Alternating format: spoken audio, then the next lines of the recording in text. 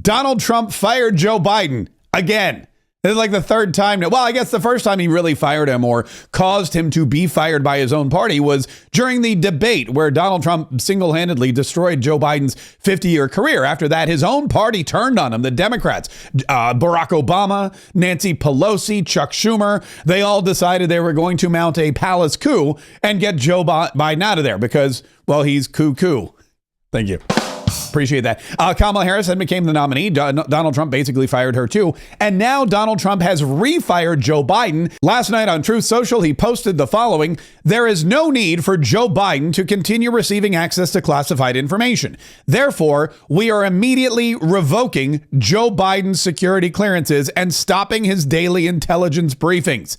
He set this precedent in 2021 when he instructed the intelligence community to stop the 45th president of the United States, me, from accessing details on national security, a courtesy provided to former presidents. The Her report revealed that Biden suffers from, quote, poor memory, and even in his, quote, prime, could not be trusted with sensitive information. "I will always protect our national security. Joe, you're fired. Make America great again." Now, I don't know how much sensitive information Joe Biden was actually getting anyway. I believe that Joe Biden was given very little sensitive information, and his cohorts, his counterparts, his staff members, Jake Sullivan, even his wife, Jill, I believe they were getting the most of the information and making all of the decisions. And I think that's pretty clear cut.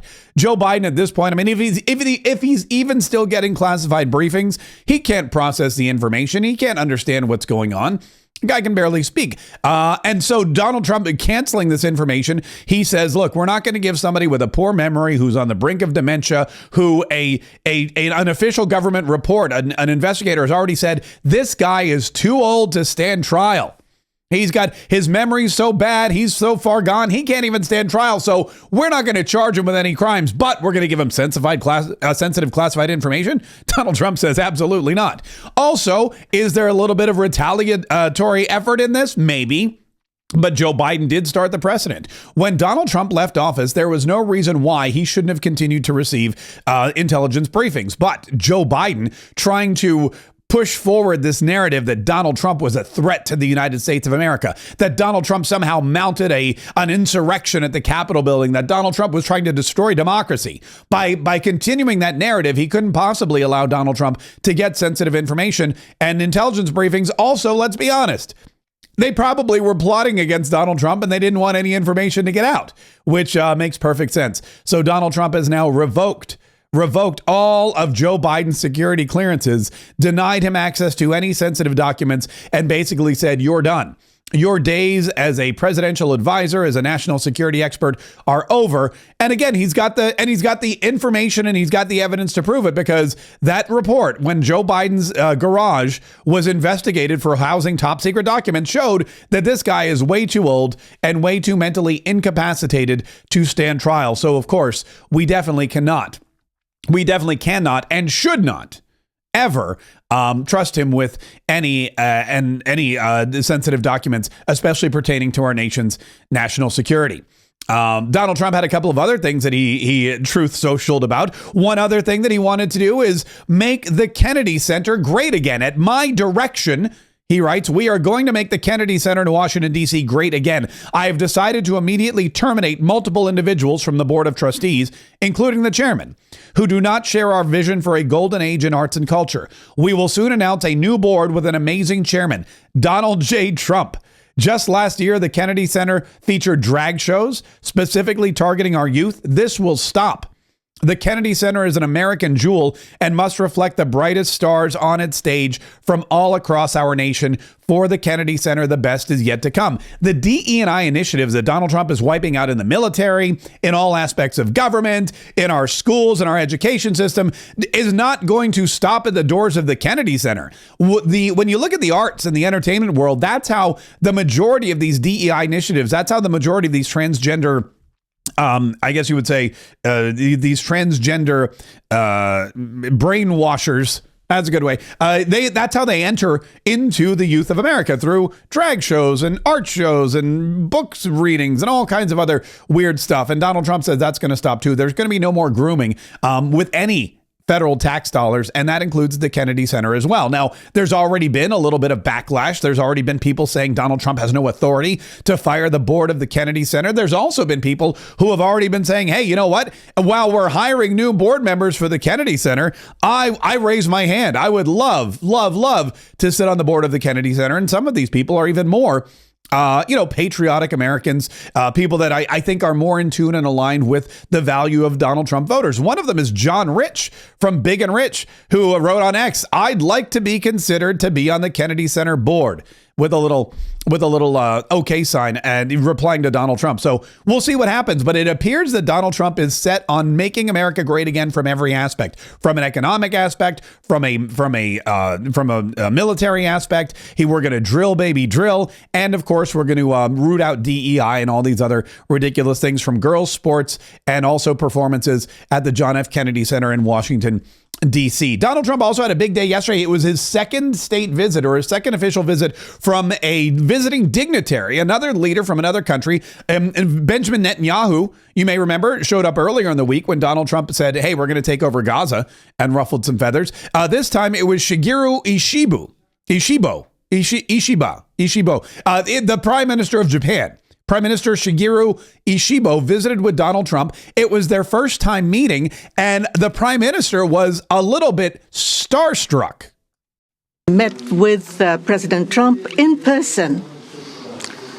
So this was the first time meeting face to face. But for many, many years, I have watched him on television.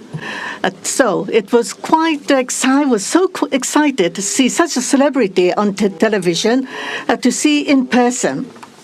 On television, he is frightening, and he has a very strong personality. But when I met with him, actually, he was very sincere and very powerful, and with strong will for the United States as for the whole world.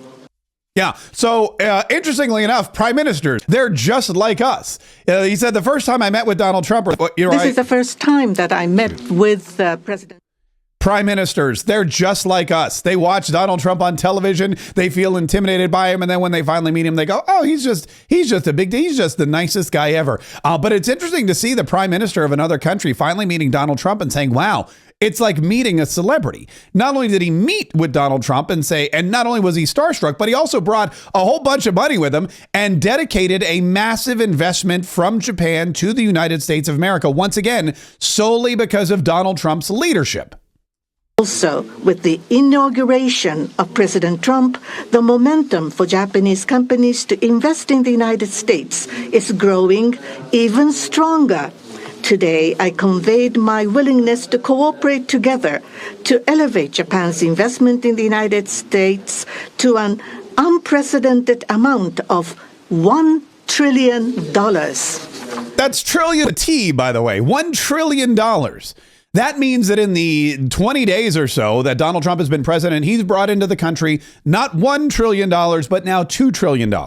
He secured a $500 billion investment from Masa Yasasumi and Sam Altman and Larry Ellison for the $500 billion investment into infrastructure and AI technology. He secured another $600 billion from Saudi Arabia, which is right over $1 trillion. And now Japan pledging another $1 trillion investment into the United States. It's amazing how quickly and at what record pace and what amazing, amounts of money Donald Trump is securing these investments, because people realize that with Joe Biden out of the way, the pump is primed. That the United States of America is looking for investment. They will reduce regulations for investors. They will make it easy for people to bring their technology and their business and their acumen and their products and everything else into the United States of America. And Donald Trump is going full force at China.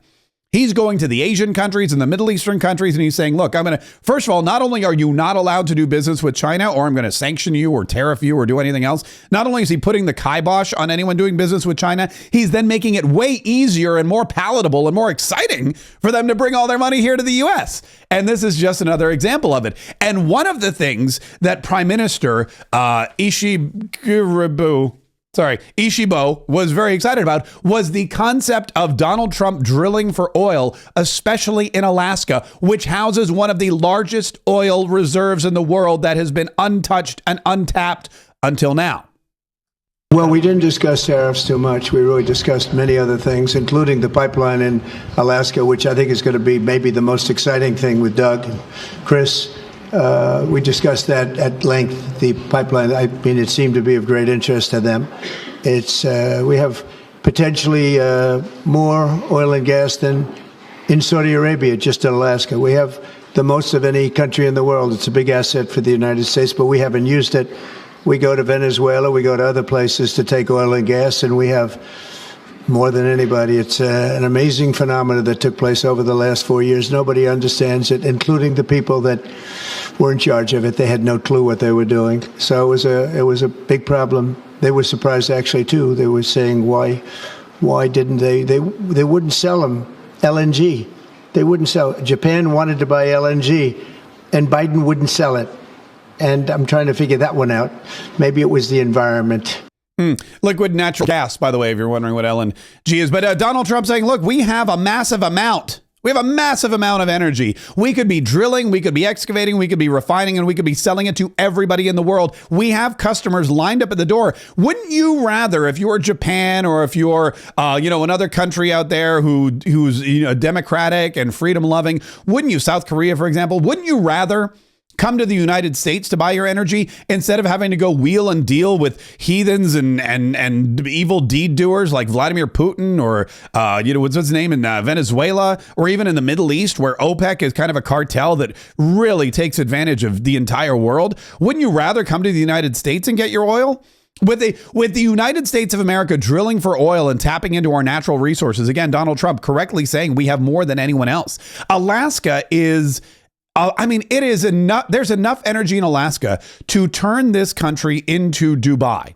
In Dubai, in the United Arab Emirates, they have so much money coming from their natural petroleum reserves that everybody gets a monthly stipend from the government, from the Sultan.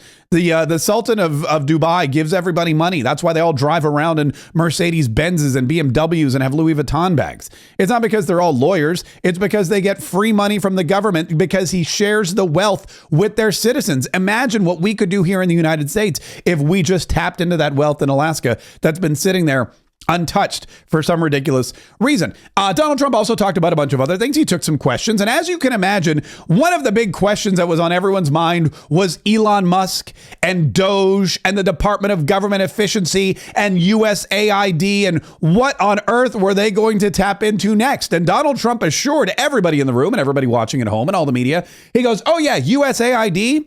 Yeah. Oh, can you believe the grift that we found there? Guess what? That is just the beginning. There's way more to come.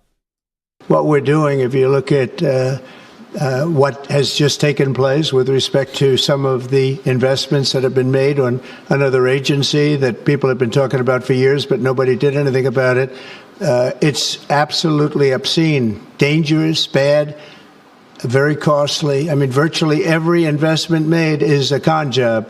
There's nothing of value to anybody unless there's a kickback scheme going on, which is possible. And we're going to be doing more and more of that. We're going to be looking at Department of Education. We're going to be looking at even our military. We're going to be looking at tremendous amounts of money, Peter, being spent on things that bear no relationship to anything and have no value. We're talking about trillions of dollars. It will be, in the end, trillions of dollars being absolutely wasted and perhaps illegally. I would say certainly in many cases illegally, but perhaps illegally overall. And I'm very proud of the job that this group of young people, generally young people, but very smart people, they're doing. They're doing it at my insistence. It would be a lot easier not to do it, but we have to take some of these things apart to find the corruption. We found tremendous corruption. And Donald Trump reassures people that not only does he know what's going on in all of these departments, but the people that are doing it, whether they're 19 or 20 or 25 or 30, they're all doing it at his direction. at his direction. A lot of people, the media narrative now is that Elon Musk is running amok with a merry band of teenagers who are hacking into Treasury computers and stealing your identity and your personal information. None of that is true. Donald Trump knows exactly who's in charge. He knows exactly who's being hired. He knows exactly what they've been tasked with, and he knows exactly what they're doing. Donald Trump is a chief executive of one of the largest real estate holding companies in the world. Donald Trump is the chief executive of the United States of America. He understands how to delegate responsibility and authority and then check back with people to make sure that they are doing exactly what they've been tasked to do. And so far, Elon Musk is doing a bang up job. You can tell because everybody on the left is just freaking out and hates it. And when Donald Trump talks about dismantling or investigating the Department of Education, man, they really go crazy. Oh, I see the same ones. I see Maxine Waters, a lowlife. I see, all these people. They don't love our country. They don't love our country. We want great education. So they rank 40 countries in education. We're ranked dead last. But the good news is we're number one in one category. You know what that is? Cost per pupil. We spend more per pupil than any other country in the world. You look at Norway, Denmark, Sweden, various countries all up and down, Finland, China does very well in education. And then you look at us, we spend much more money than they do per pupil or any other way, but we spend much more money than they do. And yet we're ranked this year, Biden's last year, congratulations, Joe, we're ranked dead last. So what I want to see is education. Number one, I like choice. We all like choice. But beyond choice, long beyond choice, I want to see it go back to the states where great states that do so well have no debt. They're operated brilliantly. They'll be as good as Norway or Denmark or Sweden or any of the other highly ranked countries. They'll be, probably have 35 to 38 states will be right at the top. And the rest will come along. They'll have to come along competitively. And by the way, we'll be spending a lot less money. And we'll have great education. Spend less money, get better education, move up from 40th place to, I don't know, maybe in the top 10 even, and do it state by state, which is a fantastic way to do it. If you have 50, that's the thing. If instead of having one really bad education system, Donald Trump's like, let's get rid of it. Let's hand it back to the states. And let's get 50 states out there thinking in 50 different ways how to handle education. And eventually you're going to see some rise to the top. And then you go and you say, okay, these 38 states are doing it great. Let's go to the top 10 states. Which 10 states are doing it the best? Which 10 states have the highest scores, the lowest cost per pupil? Which 10 states are getting the most kids in college? Which 10 states are dominating education and are now competitive with Norway and Sweden and Denmark? Let's take those 10 states and then we can use them as a model for the other 40. That's how you do it. Having one bad model serves nobody. Having 50 imperfect models serves everybody.